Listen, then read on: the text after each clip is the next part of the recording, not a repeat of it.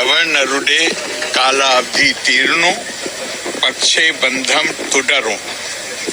കേരളവുമായി ഇനി ആജീവനാന്ത ബന്ധം ആയിരിക്കും. കേരള ജീവിതത്തിന്റെ ഏറ്റവും സുന്ദരമായ ഓർമ്മകളും കൊണ്ട് ആണ് പോകുന്നത്. നിങ്ങളെ എല്ലാം ഞാൻ എന്നും ഓർക്കും.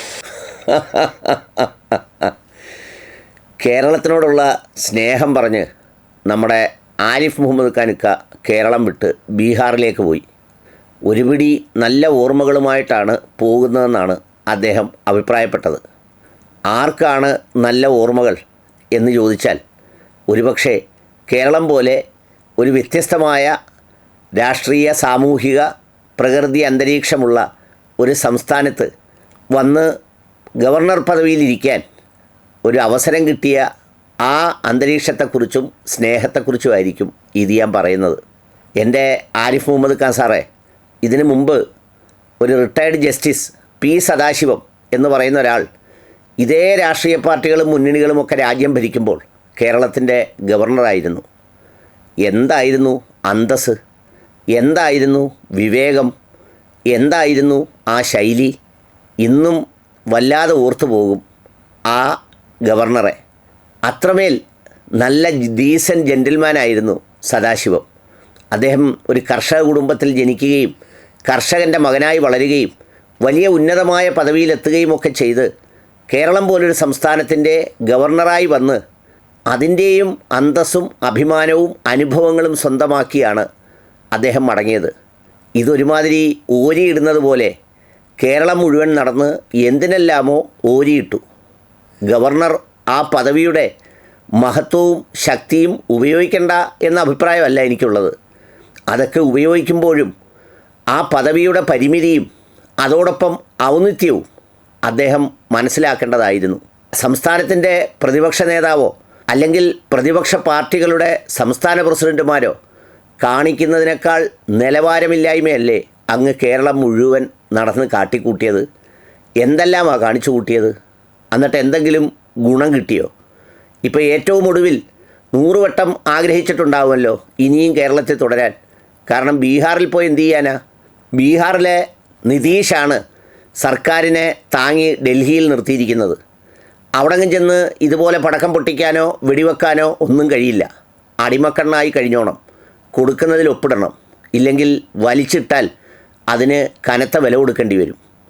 ഏതൊരു പദവിയിലിരിക്കുന്നവരും ആരെല്ലാം എന്തെല്ലാം സമ്മർദ്ദവും ഉത്തരവാദിത്വവും ടാർഗറ്റും ഒക്കെ തന്നാലും തങ്ങളുടെ പദവിക്ക് നിരക്കുന്ന അന്തസ്സും അഭിമാനവും ഒക്കെയല്ലേ കാണിക്കേണ്ടത്.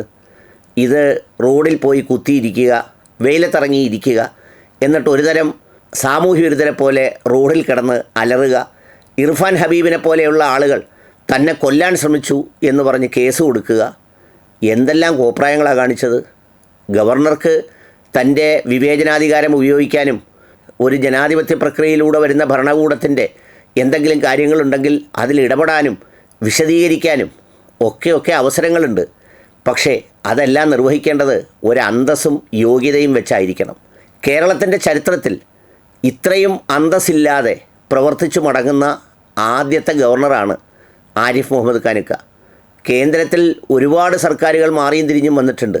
പല ഗവർണർമാരും സംസ്ഥാനത്ത് വന്നിട്ടുണ്ട്. അവരൊക്കെ ചിലരൊക്കെ വലിയ കരുത്തും കാട്ടിയിട്ടുണ്ട്. പക്ഷേ ആ കാണിക്കുന്നതിനൊക്കെ ഒരു യോഗ്യതയും അന്തസ്സും ഉണ്ടായിരുന്നു. ഇതിപ്പോൾ അന്തസ്സായി പെരുമാറിയിരുന്നെങ്കിൽ എത്രയോ ഔന്നിത്യത്തിൽ ഇതുപോലെ മടങ്ങായിരുന്നു. എന്തായാലും മടങ്ങിപ്പോകേണ്ടതാണ്. ഇപ്പോൾ ഏതാനും ദിവസങ്ങൾക്ക് മുമ്പാണ് ഒരു പാർട്ടിയുടെ മന്ത്രിയായി 10 വർഷം ഇരുന്ന ആൾ മടങ്ങിയത്. എന്തെല്ലാം കാര്യങ്ങളാണ് കക്ഷിരാഷ്ട്രീയ ഭേദമന്യേ അദ്ദേഹത്തെക്കുറിച്ച് സമൂഹം പറഞ്ഞത്, എന്തെല്ലാം സംഭാവനകളെക്കുറിച്ചാണ് പറഞ്ഞത്. അങ്ങയ്ക്ക് ഈ കാലത്തിനിടയിൽ എന്തെങ്കിലും അതുപോലെ പറയാൻ ഈ കിടന്ന് ഊരിയിട്ട് ബഹളം വെച്ച് തലകുത്തി മറിഞ്ഞതല്ലാതെ എന്തെങ്കിലും ചെയ്യാനായോ? എന്തെങ്കിലും നേടിയോ? ഇനി ഒരിക്കലെങ്കിലും ഇങ്ങോട്ടൊരു മടങ്ങിവരവുണ്ടോ? അപ്പോൾ എന്ത് നേടിയാണ് അങ്ങ് മടങ്ങുന്നത്? എന്ത് സന്തോഷമാണ് ഓർത്തിരിക്കേണ്ടത്?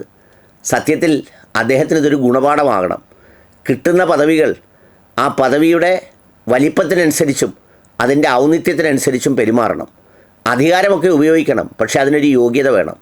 അങ്ങിവിടെ വന്ന് ഈ കാട്ടിക്കൂട്ടിയതുകൊണ്ട് സാധാരണക്കാരായ കേരളീയർക്ക് സംഭവിച്ചത് എന്താണെന്നറിയുമോ? എത്ര ലക്ഷം രൂപ, കോടിക്കണക്കിന് രൂപ ഒരു സംസ്ഥാന സർക്കാർ സുപ്രീം കോടതി വരെ ചെലവഴിക്കേണ്ടി വന്നു അങ്ങയുടെ ഈ അഭ്യാസ പ്രകടനങ്ങൾക്ക്. എന്നിട്ട് എന്താ നടന്നത്? ഒന്നും നടന്നില്ല. ഗവർണറുടെ നടപടികളെല്ലാം വിവിധ കോടതികളിൽ വിവിധ രീതികളിൽ കേസ് നടന്നുകൊണ്ടിരിക്കുകയാണ്. ചുരുക്കത്തിൽ യാതൊരു യോഗ്യതയും ഈ പറഞ്ഞ പ്രതിപക്ഷ നേതാവിൻ്റെയോ ഒരു യോഗ്യതയും ഇല്ലാതെയാണ് അങ്ങ് മടങ്ങുന്നത്.